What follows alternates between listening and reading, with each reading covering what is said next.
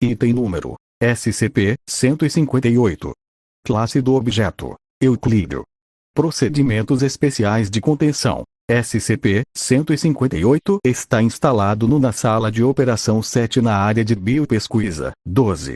Não é permitida a entrada de nenhum funcionário, nem fornecimento de energia para a sala, a menos que tenham apresentado um formulário de requisição adequado, e este seja aprovada pelo chefe de pesquisa professor. Os funcionários que desejarem utilizar o dispositivo devem solicitar e ler todo o manual de instruções transcrito na íntegra. Durante a utilização do dispositivo, 2 guardas armados precisam permanecer em aguardo fora da sala durante todos os momentos. Em caso de um acidente, toda a energia deve ser cortada da sala imediatamente, e os guardas devem examinar a sala cuidadosamente para detectar quaisquer sinais de má conduta. Má conduta será punida de forma decidida pelo chefe de investigação, dependendo do caso. Descrição: SCP-158 é um grande braço mecânico, semelhante ao que se pode encontrar em uma fábrica de automóveis, embora seja de formato incomum, semelhante a uma garra tridáctila pontiaguda. Seu posicionamento preferível deve ser instalado e suspenso de cabeça para baixo, com sua base presa ao teto, em uma sala que foi construída para o acomodar. Uma série de cabos estão saindo de sua base e alguns estão ligados a um console móvel complexo, completo com UIV, unidade de exibição visual, e teclado. Os outros cabos devem ser ligados a uma fonte de alimentação funcional se o dispositivo for operado com sucesso. Na parte inferior do console há um dispositivo de distribuição, com um encaixe para um recipiente de aproximadamente 7,6 cm de largura e 17,8 cm de altura. O braço, cabos e console sofreram dano por fogo, apesar de puramente cosmético e não afetarem o desempenho do dispositivo. Quando ativado, o dispositivo irá demorar 20 minutos para inicializar e se tornar totalmente funcional. Quando utilizado corretamente em um organismo vivo que exibe capacidades cognitivas, SCP-158 irá remover uma substância desconhecida e transferi-la por meio do dispositivo de distribuição sob o console. O recipiente ideal para essa substância é uma jarra de vidro ou copo que se encaixe aos encaixes. Após esta ação ser executada, o organismo que foi utilizado cessará todas as funções cerebrais superiores, apenas com a atividade do tronco cerebral contínua. A cobaia não vai responder a estímulos externos, e não apresenta qualquer movimento além das ações básicas de reflexo. A substância retirada é gasosa, embora sua aparência geral e as propriedades diferem de indivíduo para indivíduo. A substância é uma fonte indefinida de energia cinética, elétrica, calórica e luminosa. Embora a taxa de saída, como dito, difere de indivíduo para indivíduo, a média é relativamente baixa. O dispositivo foi encontrado no final de 2007 dentro de um hospital queimado, que estava em desuso aparentemente por um grande período de tempo perceptível. Estimativas aproximadas apontaram em mais de 5 anos. Junto com o dispositivo, havia um manual do proprietário bastante danificado, que continha instruções sobre como usá-lo. Estas instruções já foram transcritas e copiado várias vezes, com uma única cópia sempre presente na sala de contenção. Enquanto as instruções apontam claramente como manter e utilizar o dispositivo, os capítulos narrando quem o construiu e o que exatamente fazia foram muito danificados para serem lidos, o que requer um processo de tentativa e erro para encontrá-los. Ver Registro de Experimento 158-A. Notas adicionais. O dispositivo também é capaz de reverter a extração, colocando a mesma ou uma diferente substância de volta no indivíduo. Ver Registro de Experimento 158-A.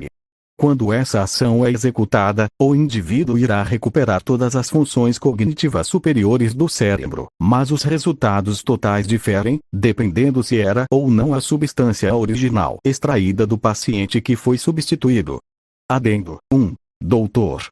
Sugere experimentação com funcionários classe D e equipamentos eletrônicos, para tentar reproduzir SCP-168, SCP-1875, SCP-2306 ou fenômenos semelhantes. Pendente. Adendo 1.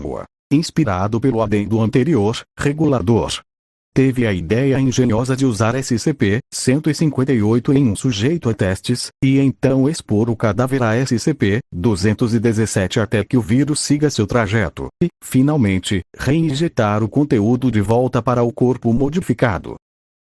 Estão extremamente animado com essa proposta, e marcaram um encontro com todos os 12 para discutir os benefícios a longo prazo de tal técnica.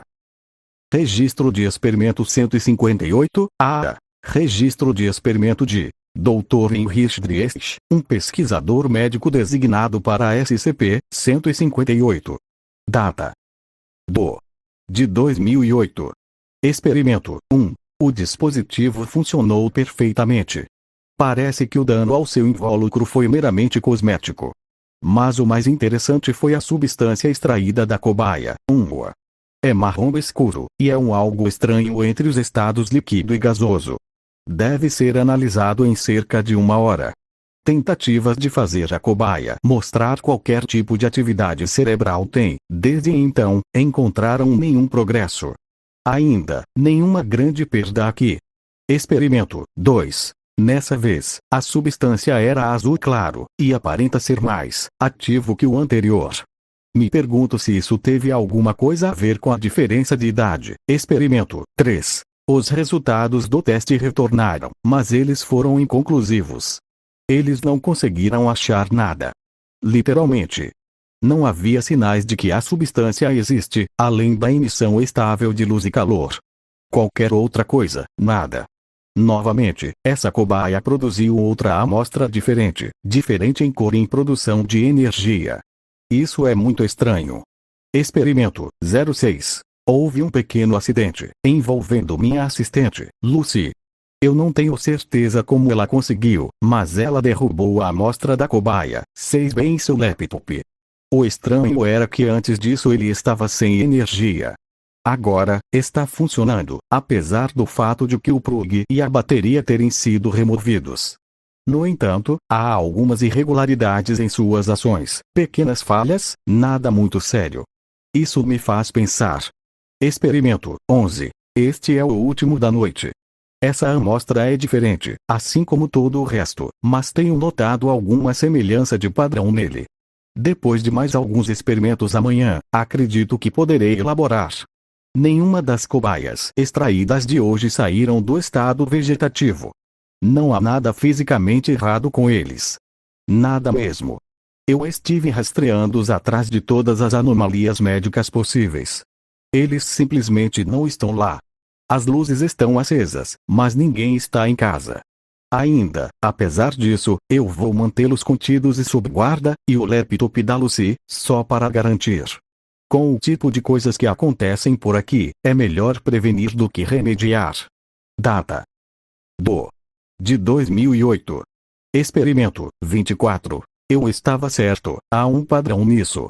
Eu tenho quase certeza de que as irregularidades na produção de energia são causadas pela idade e vitalidade da cobaia. Quanto à diferença de cores, eu acho que pode ser por causa da disposição da cobaia, mas não tenho certeza. Preciso rodar mais alguns testes, e obter os arquivos originais das cobaias. O laptop da Lucy ainda está funcionando, apesar de não ter uma fonte de alimentação apropriada por 2 dias. Não há vestígios da substância, interna ou externa. Não há sequer uma marca na carcaça. As irregularidades também são estranhas. Se for deixado parado em um processador de texto, o texto irá se escrever sozinho, mas é tolice. Ainda, é um experimento que merece alguma investigação. Experimento 27. Eu tentei colocar as substâncias obtidas das cobaias em uma variedade de dispositivos mecânicos e eletrônicos. Os resultados são surpreendentes. Todos eles começaram a funcionar independente de uma fonte externa de energia. Os de natureza elétrica exibiram pequenas falhas de natureza intermitente. Os itens mecânicos funcionavam com muito mais suavidade, embora ainda houvesse algumas estranhezas ocasionais.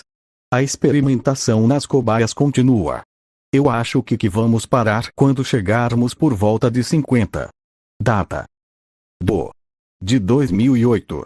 Experimento 45. As substâncias implantadas nos objetos provaram ser possíveis de remover deles usando a máquina.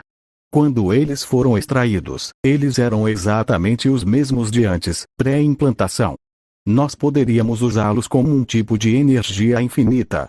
Mas, teríamos que encontrar uma maneira de superar as discrepâncias constantes de comportamento. Eu deixei o original no computador da Lucy, para grande desgosto dela. As falhas aparentam estar mais frequentes e mais específicas. Agora, ele abre o processador de texto sozinho e digita frases coerentes. Eu os salvei em um arquivo para fins de pesquisa.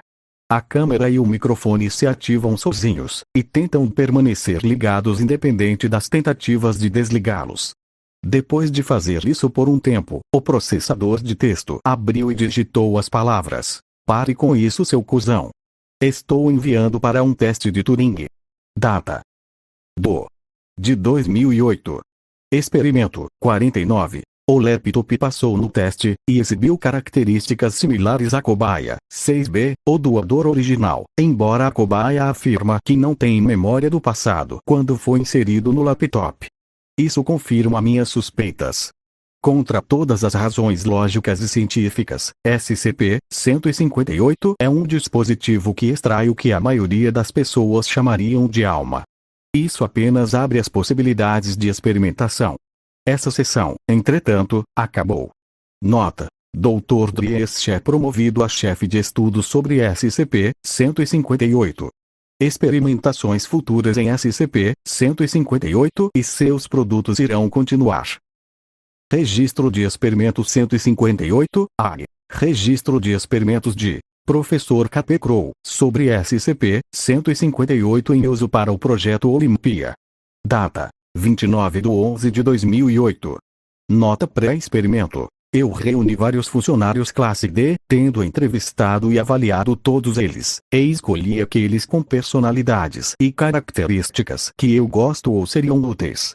Alguns são homens, outros são mulheres, pois acredito que uma alma transcende a carne em que está enterrada. Mas o propósito deste experimento é testar as habilidades extras do dispositivo, aquelas faladas nas seções fortemente danificadas do livro. Eu as examinei incessantemente, tentando obter o máximo de informações possível delas, mas as instruções que consegui obter eram, na melhor das hipóteses, vagas e, na pior das hipóteses, totalmente inúteis. Mas isso não irá me deter. Eu sou um pesquisador.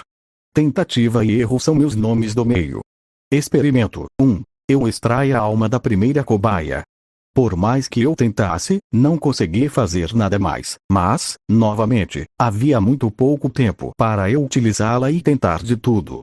Mas pelo lado bom, consegui reverter o processo. Embora isso tenha sido feito antes, ninguém havia conseguido descobrir a sequência necessária para ativar, operando com sorte cega. Essa é a primeira coisa em que vou me concentrar. Experimento 5. Eu consegui. Não foi tão difícil.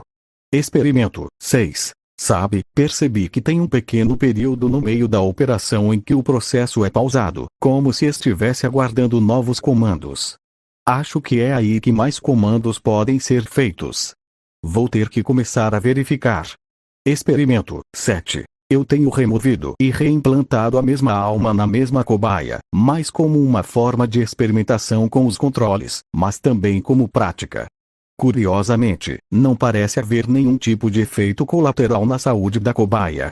Se acharia que teria, considerando o que estou fazendo com ela. Mesmo assim, estive sondando aquela pausa com os controles e acho que quase consegui.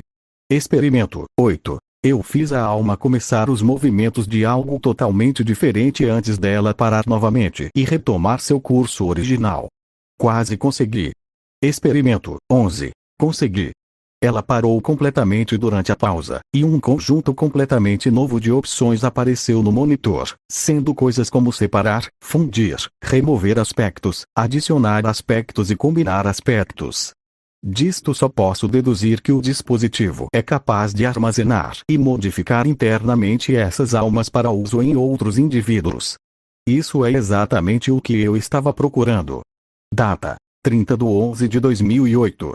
Experimento 12. Os aspectos dos quais a máquina fala são